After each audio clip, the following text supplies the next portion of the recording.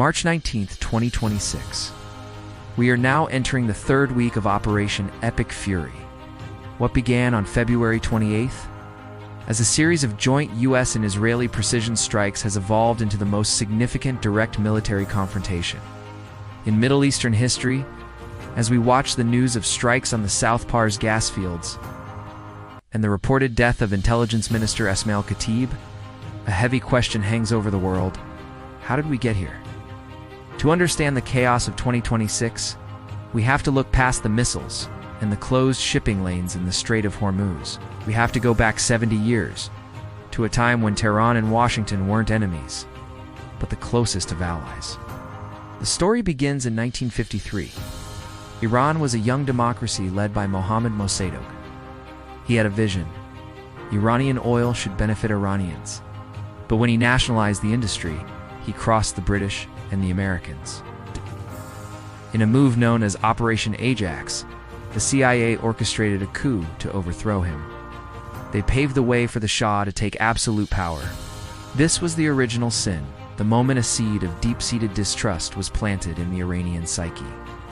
For the next 25 years, the Shah's Iran was America's island of stability. Billions of dollars in American hardware flowed into the country. Tehran looked like a Western capital, but beneath the surface of miniskirts and jazz clubs, a religious and nationalist fire was smoldering. By 1978, that fire became an inferno. The Islamic Revolution didn't just topple a king. It declared a total war on Western influence. When students stormed the U.S. Embassy in 1979, holding 52 Americans hostage for 444 days, the bridge between these two nations wasn't just burned, it was obliterated. The 1980s turned the Persian Gulf into a graveyard. While the world watched the brutal Iran-Iraq War, the U.S. began a tilt toward Saddam Hussein to ensure the new Islamic Republic didn't dominate. This led to the Tanker War, a series of naval skirmishes in the Strait of Hormuz. It culminated in one of the darkest days in aviation history, July 3, 1988. When the USS Vincennes mistakenly shot down Iran Air Flight 655, a civilian airliner, killing all 290 people on board. To Washington, it was a tragic error. To Tehran, it was deliberate mass murder.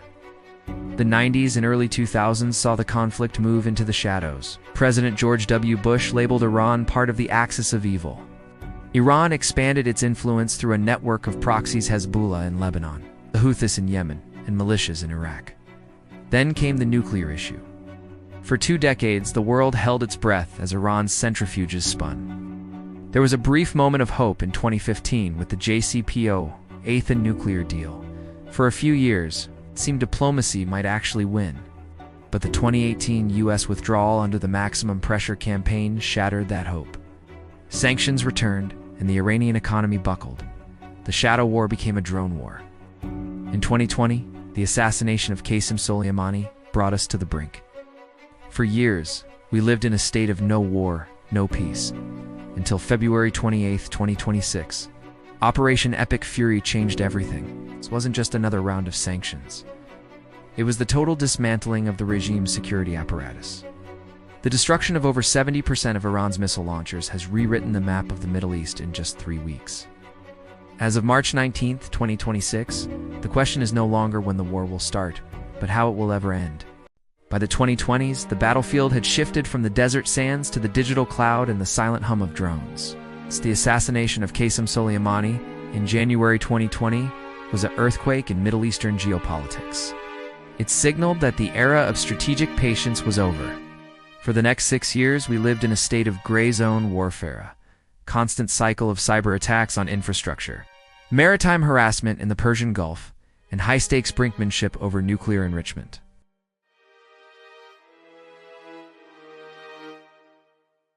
But the status quo couldn't hold forever. As we moved into 2025 and early 2026, the diplomatic channels that once kept the peace began to go dark. The maximum pressure campaign of the past decade had left Iran with its back against the wall, and a cornered power is a dangerous one. On February 28, 2026, the shadow war finally came into the light. Operation Epic Fury was unlike anything we've seen in modern history. It wasn't just a surgical strike, it was a total systemic shock. Within the first 48 hours, the world watched as the global oil market fractured. We aren't just seeing a military conflict, we're seeing a total reshaping of the global order. Here in late March 2026, as the smoke begins to clear over Tehran and the U.S. carrier groups remain on high alert, we have to look back at the last 70 years with a sense of tragedy.